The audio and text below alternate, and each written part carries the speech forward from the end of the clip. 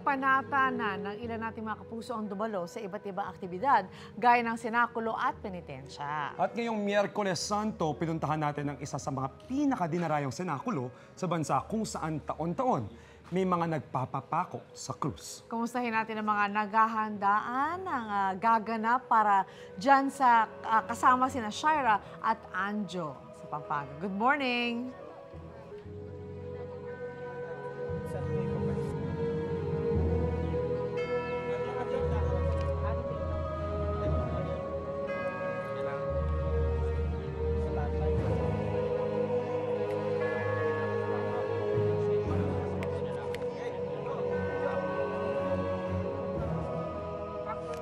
Bantayan mo. Kung ikaw pininganak na ng Diyos, bibatan mo yung tumbok ko.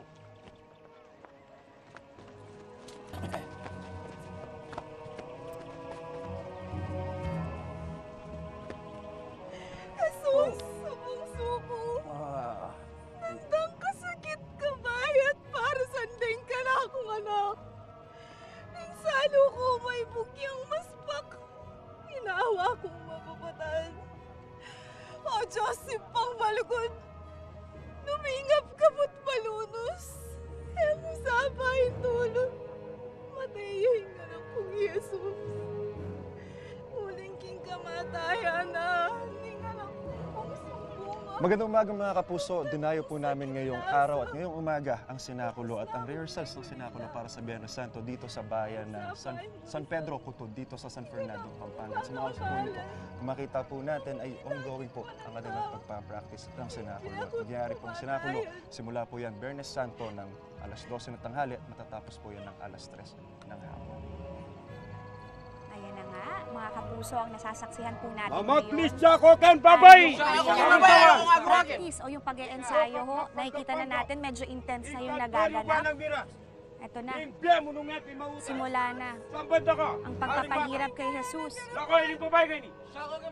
Ayan, present po dito ang, kumpleto po ang mga aktor, nandyan po yung mga, naku, nagkakahilahan na po. Yung Ito. Tres Marias, Oo, Tres Marias. mga babae galing sa Jerusalem. Oo.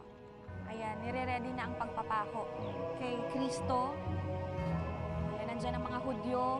Andyan si Marco na head ng Roman soldiers. At siya hindi lang eto no, hindi pa kumpleto tong mga nandito ngayon dahil ang balita natin ay merong 15 na aktor 50, yes. na may kanya-kanyang panata para sa taong ito na magre-reenact ng Oo, sinakulo. at itong sinakulo na to ay simula pa 1955, ginagawa na daw talaga nila to dito. 1995. 1955. 1955. Okay. Oo, tama. Tama.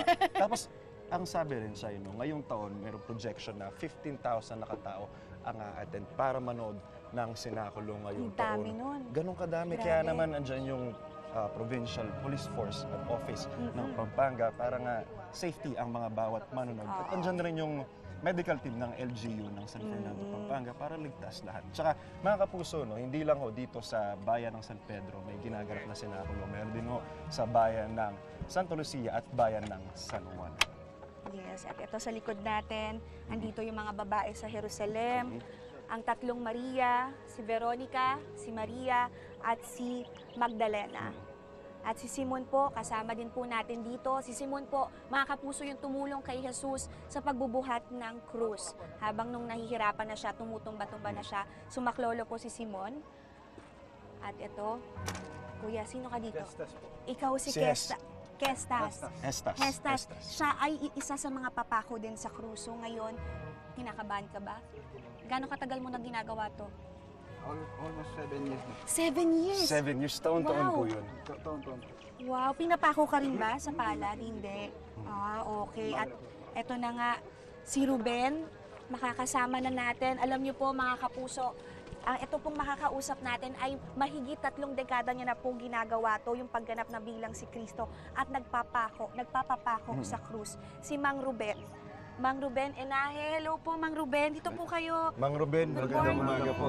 Mang Ruben, unang-una ho, 3 dekada niyo no ginagawa itong pagpapapako at pamamanata para sa sinakulo. Ano yung mga naging nakaraang panata ninyo? At ano yung panata nyo para sa taong ito? Yung nakaraang panata po, medyo magaan lang yung ginagawa namin. Pero sa ngayon, medyo masakit sa katawan yung gagawin namin sa taon na ito. Yung panata ko po, sa ngayon, yung kapayapaan, kalusugan nating lahat dito sa Pilipinas. Saka yung mga nasa Mindanao, yung mga sakuna nila, sana matigil na po yun. No? Saka kapayapaan sa buong mundo, ang tanging hiling ko sa ngayon, taon na to. Nakakatuwa Salamat lang po, siya na hindi pang sarili Oo. yung panata. ni Mang Panglahatan. Ruben, Oo, panglahat. salamat Mang Ruben ha. Mang Ruben, tanong ko, kayo po ay 63 years old, tama 63, po ba? opo. Hindi niyo po ba naiisip hanggang kailan pa po? Hanggang kailan pa po niyo gagawin tong pamamanata na to, pagpapapako sa krus at ayan, pagganap bilang Kristo? Alam niyo po, tuwing dumarating yung unang taon, yung katawan ko, pinakikiramdaman ko muna kung kakaya ko pa o hindi pa. Pagka dumating na yung ilang araw, buwan, nakikita ko na kaya ko, umuo na lang ako sa aming direktor na gagawin namin lahat. Shai, eto tignan mo maigi itong mga hawak ko. Ito mismo yung pako na Gagamitin ni Mang Ruben. gagamitin ni Mang Ruben sa mga palad niya. Ito yung babaon sa Oh palad my niya. Hawakan mo siya. goodness. Uy, hindi siya yung normal na Hindi pako siya na yung- nakikita natin sa bahay Kung makikita nyo yung kapal, yung talas at yung haba mismo ng Matalas. pako, nakaka-intimidate to. Mabigat. Mang Ruben, sorry, pinapakita namin sa inyo. Hindi po ba kayo kinakabahan? Ito kinikilabutan Ay, na. kinikilab. Oo, Sorry, sino Mang nga Ruben. naman. Ah. Mang Mang Ruben, ito yung Parang tanong namin. ramdam ko na po yung pagpasok ng pako sa aking mga palad at Grabe. Pati po sa paa? Opo. Oh Pati my sa paa. God. Opo. Mang Ruben, gaano katagal po yung pagpapako sa inyo sa krus? Hanggang 15 minutes po o 20 minutes. Tapos yung paghilom naman ho, 3 araw lang. 3 araw lang. 3 araw. Patingin nga 3 po. araw lang po. Wala Tatlong ho ba kayong dekada. marka na nakaraang taon? Wala naman no? May marka, yung ilang taon na Pwede rin pong to. pakapal. Ayan. Ay, meron nga. Meron Oo, na. may matigas na part na nga. Mang Ruben, Oo. anong naramdaman nyo sa tuwing nasa kruso kayo, nakapako at marami yung tao sa harapan ninyo? Nawawala po yung sakit pagka nasambit ko na yung ama namin. Tapos pagkatapos ng grabe. yung wish, saka yung dasal ko sa ating Panginoon, yung hinihingi ko na kapayapaan, kalusugan, nawawala lahat yung mga sakit na yun. Mang Ruben, hindi lang ho itong pagpapako yung hirap na dinadanas nyo. Nagbubuhat rin ho kayo ng Krus. krus. Ng krus, oo. Pwede ho bang makita Ito, namin pakita yung natin sa mga krus na kapuso binubuhat? natin. Ito po yung krus na lagi kong ginagamit noon. 37 kilos po ito. 37 kilos. 37 kilos, Mang Ruben. Anong pakiramdam kapag buhat nyo ito? At alam nyo na ipapako ho kayo sa krus.